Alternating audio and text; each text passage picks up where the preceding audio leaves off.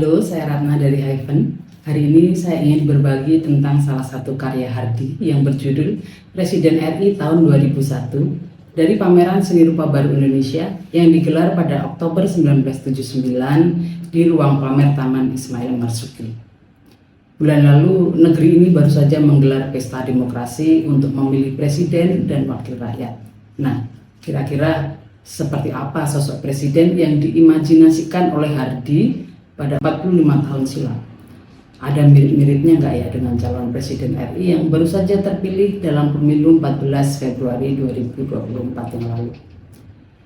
Karya Presiden RI tahun 2001 ini berupa 21 lembar poster cetak saring disusun dalam satu bingkai besar. 21 lembar poster sama semua gambarnya berupa pas foto Hardi yang mengenakan baju safari putih dengan sejumlah lencana, mirip kostumnya Presiden Soekarno.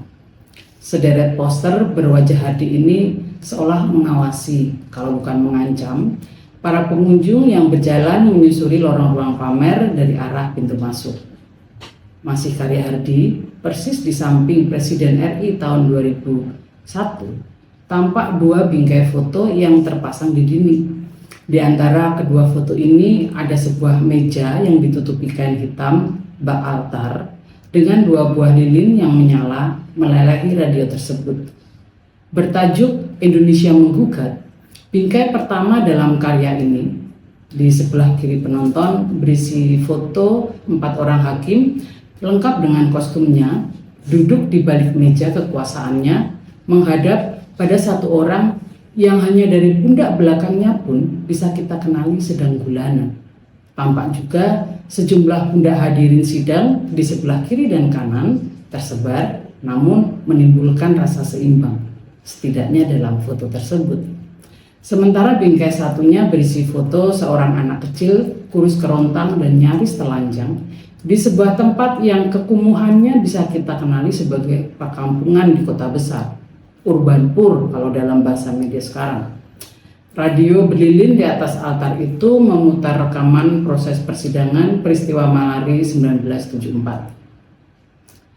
Kira-kira apa yang Hardi angankan hingga ia nekat mencalonkan dirinya sendiri menjadi Presiden RI? Karya Presiden RI tahun 2001 ini ia tampilkan lagi bulan Desember tahun yang sama di ruang pamer yang sama. Agus Dermawante menulis, saya kutip di sini, pelukis Hardi yang mendambakan demokrasi mencoba menuangkan aspirasinya lewat karya Presiden RI tahun 2001.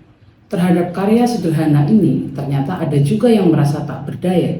Ketidakberdayaan kadang memang membawa emosi seseorang menjadi gampang tersinggung dan lekas-lekas membuat sikap oposisi.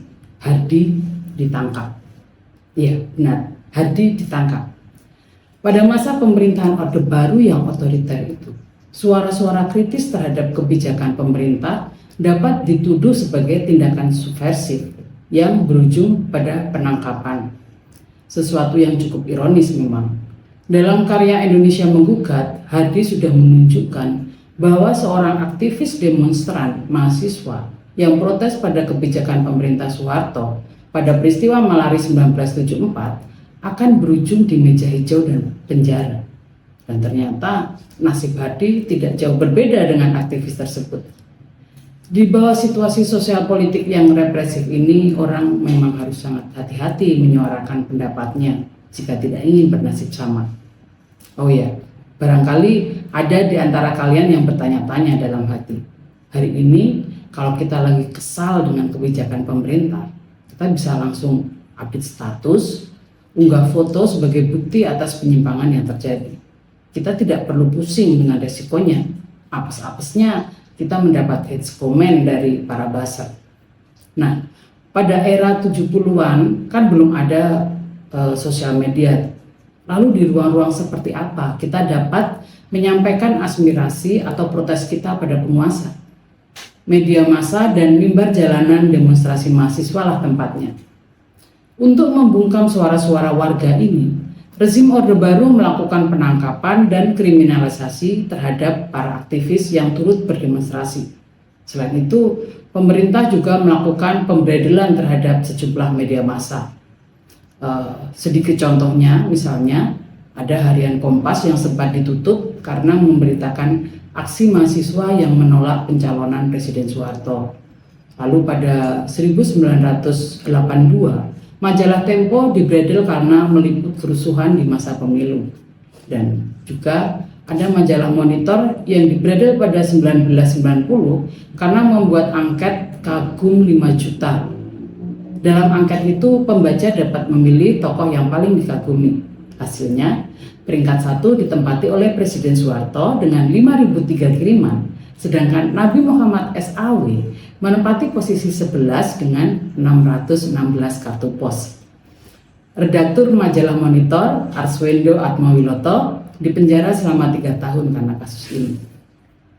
Kondisi yang represif ini ternyata tidak membuat orang menjadi gentar atau diam.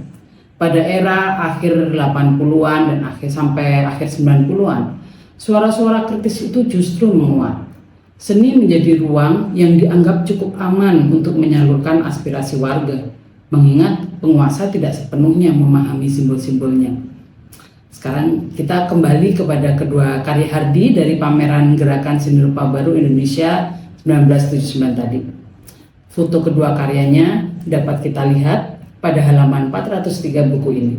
Silakan dibaca bukunya untuk mendapatkan analisa dan pembacaan-pembacaan menarik dari para penulis. Sampai ketemu di Putum GSRBI berikutnya.